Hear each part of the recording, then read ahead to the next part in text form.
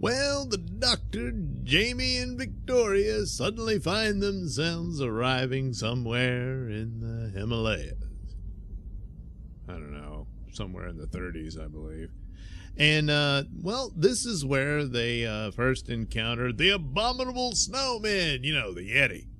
Only they're not the real Yeti, you know. There's a nefarious plot afoot, of course, but it's also the first appearance of the Great Intelligence. It's actually quite an interesting little romp here, and it's surprising that it wasn't revisited much until way later in you know, the New Who and whatnot and all of that. But it's a significant episode just for that alone, and plus a really interesting take on the Yeti, certainly aesthetically. I mean, I don't know, it's almost, they're kind of cute, but then they're menacing, you know. So the whole thing works. Unfortunately, of course, I never got to see the original. I can only watch the animated version, which I'm grateful for, because, you know, you get to have you know, a complete, almost complete overall narrative of Doctor Who lore.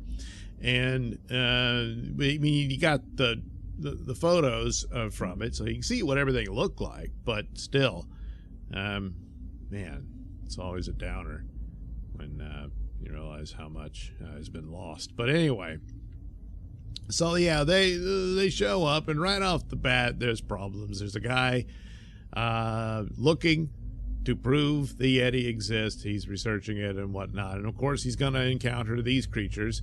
And then the doctor, right off the bat, there's a separation, but from the doctor and his companions, and, you know, a lot of the templates come into play here. But there's this monastery is pretty much where all the story unfolds. You meet the Tibetan monks, and then there's this mystic in there, and it's another interesting thing about what this mystic has achieved, and he's referred to as the master, but he's been basically possessed by the Great Intelligence, and he's playing one against the other. All this unfolds in it. You know, there's something of a mystery. There's this guy, one of the I guess they're all Tibetan monks, but he's a bit of man of action, you know, but he's got to provide the security and whatnot. And at some points, he might be a problem, and then ultimately, no, he's quite the ally, you know, in this struggle. So of course, you know, the doctor is seen as an enemy. Then he's not, but he's seen as perhaps the one behind the Yeti and the attacks and everything. It involves these strange spheres, which eventually, you know, it comes to realize that, these are not animals or living creatures. They're just robots. You know, they're disguised with heaping amounts of fur. But ultimately, that's the deal. Well, geez, who could be behind all of this? And of course, it's, you know, the Great Intelligence is doing it. So he no longer has a body. He's just this consciousness that floats around in space and whatnot, you know. But this monk who had, you know, through his Zen meditation and supposedly projecting his consciousness into the cosmos. Well, according to this, there's some hazards in doing that sort of thing, because very much akin to like demonic possession, but of course it's not in the supernatural sense. It's this other being who has achieved existence outside the need of a physical body. So he still exists, and he's intelligent. He's the Great Intelligence, you know. Hey, he's pretty smart. And this Tibetan monk, who meant no harm, but unfortunately becomes a victim of this entity. You know? And you know, and that's kind of the tragic element of it. Ultimately, he's freed, but of course, once he's no longer imbued with the power of the Great Intelligence, he dies. He's very, very, very old, and the artistry of the animation, I have no idea what this monk looked like in the original form, but I assume they had some sort of makeup to have him appear really emaciated.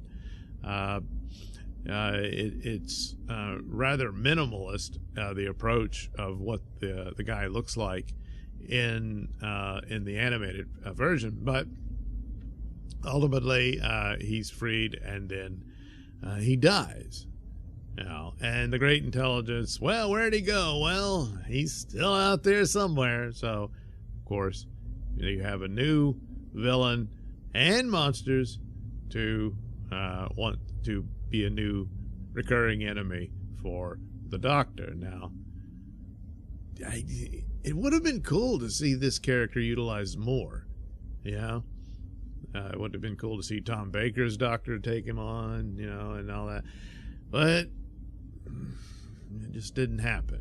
So it's unfortunate, but well, that's the way it goes. But he makes a big comeback in New Who, and they put him to great use there. Great giggle, tee hee, get it? Yeah. And so there is that, of course. As for the animation, it's fine, and actually in a lot of cases pretty good.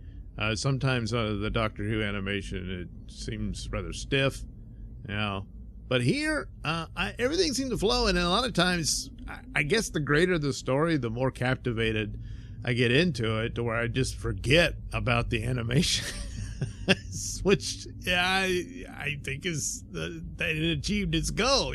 The story's the thing, and so I can't complain too much about it. It's just always, a bit of a downer that, I always wonder, well, how did they, because sometimes you can do comparisons. I haven't seen any imagery. I've seen imagery of the Yeti on the production shots from that episode, a couple of stills from it.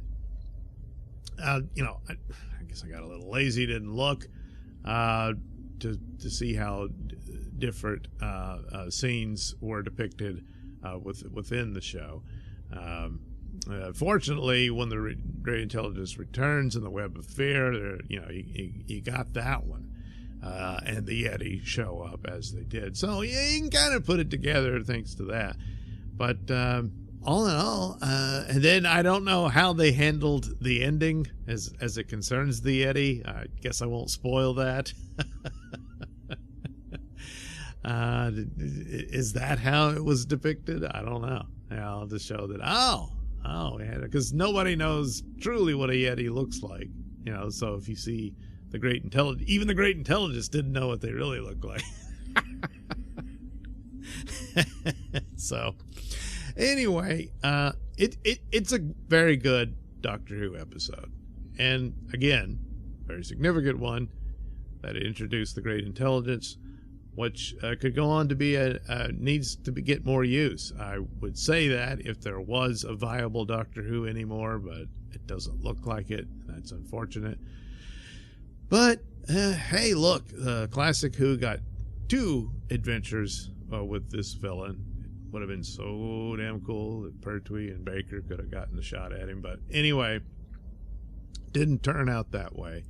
But he does return in New Who, and so there you go. There's some amount of respect for a great villain introduced here in Doctor Who and the Abominable Snowmen.